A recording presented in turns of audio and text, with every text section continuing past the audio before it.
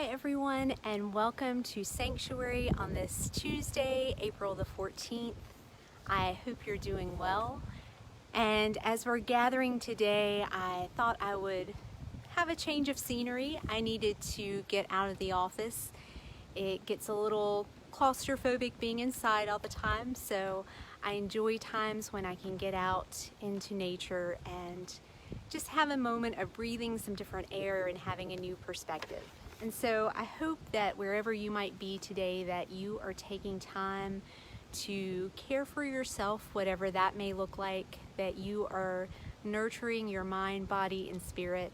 And so I'm grateful for this time you're taking to find some sanctuary for yourself, and I'm grateful for you joining with me today.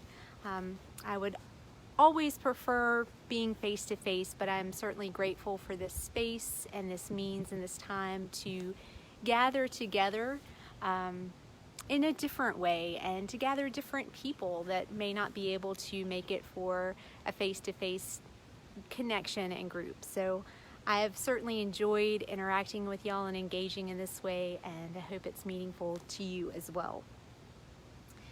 So as we're starting to gather today, and others will be joining in either with us during this time or later on, my check-in question for you today is, how are you finding new ways to cope in this week? So how are you finding new and different ways of coping this week? I know for me, each day is different. It brings different feelings and challenges and joys and gratitude.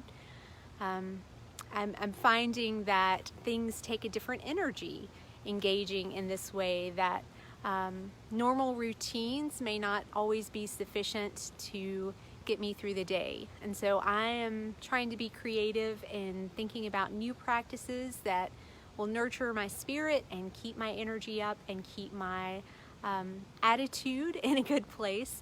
And so I wonder if there are things that you are finding, new ways that you have discovered that are guiding you through this time and to help you cope in new ways. So feel free to share those in the comments if you want, and hopefully this can be a way of us learning with and from one another, that as we're navigating this, we know that we are navigating it together. Even though we're doing that in our separate places, we are not as isolated as we would think. I think the term isolating and social distancing is showing us how important it is that we are connected and that we need community. And so let's think of ways that we can share with one another. So if you have ways that you are coping, new strategies maybe, and coping skills that you are learning, feel free to share those in the comments. So organizing small things. So my week in my journal, my makeup cart, candle cabinet, etc. Very good, Mary. That's what I spent a lot of time doing yesterday. I was organizing photos, which was meaningful on many levels, going through all these different pictures, but the memories that it brought of different times and places, especially in this time of transition, was really meaningful to me. So thank you for sharing that. So today I wanted to talk about coping, but kind of in a different way. So I think I mentioned in a different video that my counselor has been talking with me about the difference between coping skills and living skills. And coping skills are something I'm very familiar with. In fact, I kind of felt like I was the champion of coping skills. I've been coping for a lot of my life and have done a good job with it. I consider myself a resilient person, and I have, my coping strategies are pretty healthy. And I thought that was good, and that is good. And yet, coping strategies, I'm learning, are meant for the short term. When our body is in prime stress mode, we know we have that whole flight or fight or freeze reaction, that our bodies are set up to ward off danger And we respond to fear in very biochemical ways. That there's adrenaline, we know that surge of energy, and our heartbeat races, and the mind starts spinning, while other body systems kind of slow down. The thing is, those are ways our body protects us, but they're not meant for the long term. And so when we're going through a time like this, where we don't have an end date for when things will return to normal, or whatever the new normal will be, some of us are in kind of this continual coping mode, that we are looking for strategies that will help us not to focus on our anxieties and fears and concerns, the stresses of daily life, that we're looking for things to take us away from that. And those things are all well and good, when we have a Netflix binge, when we find comfort food, when we take a nap, when we go for a walk or do something physical or something creative. Those are all very helpful, usually healthy strategies. But sometimes we realize that they don't work as well, or if they work, we're just kind of putting off what we're really feeling, and we never really feel it. And so we don't get to that place of processing how we're feeling and being able to know that we can handle that. So when I talk about living skills, and as I'm learning more about them, living skills are things that help us to thrive and flourish in challenging times. So living skills help us to feel what we're feeling, to be present in the moment, and to know that we can handle those feelings of fear and anxiety, that we don't have to push them away or push them deep inside or cover them up or distract from them, that we could sit with those feelings and know that we have the skills and we have the strength to handle it. And that can be really challenging to think about. And I'm learning how long I've avoided doing that, because it's not something that comes naturally. We learn to hide how we feel. We learn sometimes that it's not safe to express how we feel. And so in this time, it's a practice of learning this, of learning how to trust our bodies, learning how to trust our feelings. And so I'm gonna kind of lead us through a practice of grounding ourselves in our senses. And so I'm gonna invite you into this practice. It's something that may not be comfortable or doable for everyone. So I invite you to really listen to yourself and to do this at your own comfort level. Maybe just listen to it and decide if it's something that would be helpful or meaningful to you, or something you might want to try another time. You're also welcome to try it with us. What it's going to do is it's going to lead us through using our senses to kind of ground us in this moment. So instead of that stress and fear response of kind of spiraling and thinking about all the things we're worried about and then trying to distance ourselves from that, so do something to take our mind off of that, we're just going to be present in this moment and use physical things, use our actual senses to help tie us into this moment. Not the worries that are far off, not being focused on how productive we can be or how we can be our best selves during this time and get everything done, or not thinking about how we can control, but just being present and aware of how we're feeling in this moment, how our body is responding to this moment, and sitting with that without judgment, just being mindfully aware. And the thought is, by doing that, we learn to sit with those uncomfortable feelings more and more, and we learn to trust that we're going to be okay through them, that we can process them and move forward, knowing that we can handle it, that we are capable, and knowing that we are in control of just this one moment, that we can't control all the things that are going on, but we can control how we react and respond to this moment. So what I'm going to invite you to do right now, if you are willing, is to get comfortable where you are. and just to focus on the act of breathing. So you may want to put a hand on your chest or your belly, and just be aware of how air comes into your body. What it feels like as the air fills you. What parts of your body move when you breathe in. And then what happens when you exhale? Is there a softening? Is there a releasing of some of the tension? So I invite you to just take a couple of moments where you are and just focus on your breathing in and out.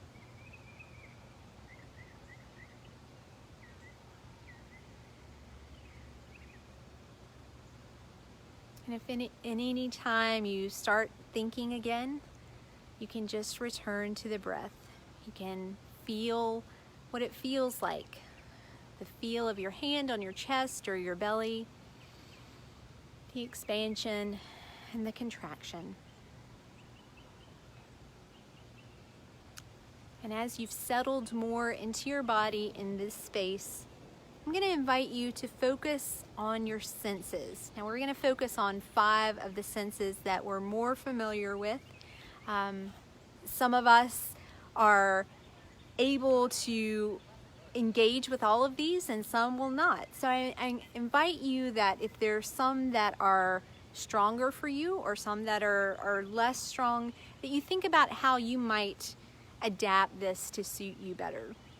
But we're gonna kind of focus on 5 things we can see or perceive, 4 things we can hear, 3 things we can feel or touch, 2 things we can smell, and 1 thing that we can taste. Okay, so see or perceive, hear, feel or touch, smell, and taste. So we'll go through these slowly and I'll give you time to reflect on these yourself, and if you like, you can put in the comments some of the things that you are engaging with in your senses. So again, take a deep breath. And I invite you to reflect on 5 things around you that you can see or perceive. So 5 things that you can see or perceive. I see a tree in front of me. I see the chapel bell tower. I see my water cup. I see bricks. I see someone walking in front of me. 5 things that we could see or perceive. What can you see or perceive right now where you are?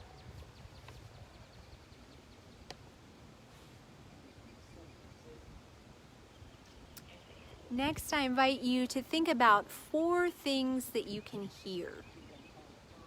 What 4 things can you hear right now? I hear bird song. I hear someone talking on the phone. I hear the creek flowing. And I hear cars in the distance. 4 things that you can hear. Next is 3 things that you can feel or touch. 3 things that you feel or touch. I feel my sock bunched up in my shoe. I feel my foot on the stone step. And I feel the cuff of my sweater. So 3 things you can feel or touch. Next is 2 things that you can smell.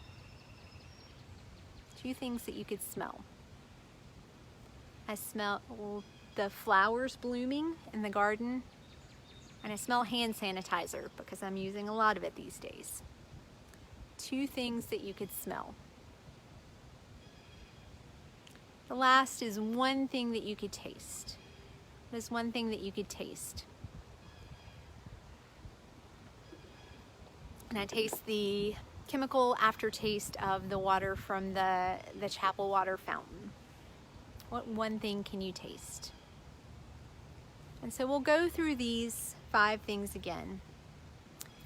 And the invitation is, if there is a time when you're feeling stress or anxiety, when you're worried about many things and you need to be focused right here in this moment, this is an invitation to connect in with yourself, with your body, with the things that you can sense, the things that are very close and present to you, that bring you into the space where you're in, that allow you to feel what you're feeling, to be aware of where you are, and will allow you to focus on your body and your emotions and your senses instead of thinking and worrying, using the fear responses of our body that may not always be helpful in the moment.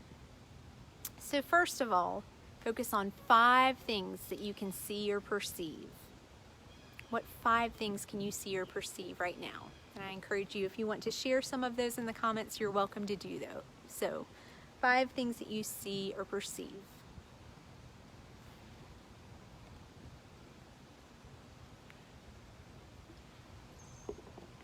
Next is 4 things that you can hear. What 4 things can you hear right now?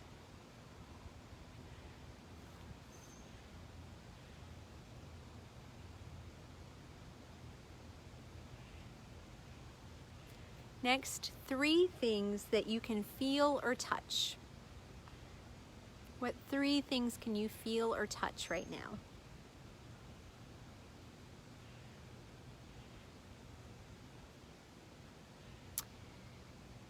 Next is 2 things that you could smell. 2 things that you could smell. And finally, 1 thing that you could taste.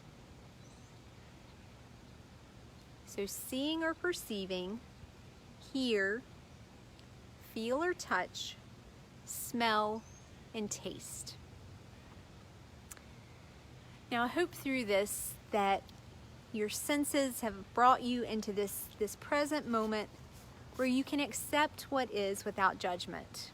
We only are given control of this one moment and our response to it. And I hope in this space that you are feeling more at peace, that you are feeling more centered and mindful. You're feeling more connected to your body and more in control of your body's response to the stress that is all around us. My hope for you is that this is a practice that as you continue it, as you continue finding the opportunity to ground yourself in your senses in this present moment, to bring awareness and mindfulness to yourself instead of coping, using all the coping mechanisms for stress that serve us well for the short term, that you will be able to thrive and develop living skills that will allow you to flourish in the long term, that you will be able to be present and aware and in control of what you're able to control. In closing today, I wanted to share something that was meaningful to me this week as I read it. Wendell Berry is a poet that I admire, and he has one called Our Real Work that I think speaks to me in this time. Our real work. It may be that when we no longer know what to do, we have come to our real work. And that when we no longer know which way to go, we have come to our real journey. The mind that is not baffled is not employed. The impeded stream is the one that sings. It may be that when we no longer know what to do, we have come to our real work. And that when we no longer know which way to go, we have come to our real journey. The mind that is not baffled is not employed. The impeded stream is the one that sings. So may you in this time find your real work. May you find presence and awareness within yourself, and to find strength to deal with the stress that comes your way, to cope when you need to, and to also for the long term find those living skills that will help you to feel grounded, to feel strong, to feel at peace, and that you will also know when you need to reach out and find support and strength. You definitely have my prayers and support and love in this week, and I hope that you're coping well and also living well. Take care and be well, my friends.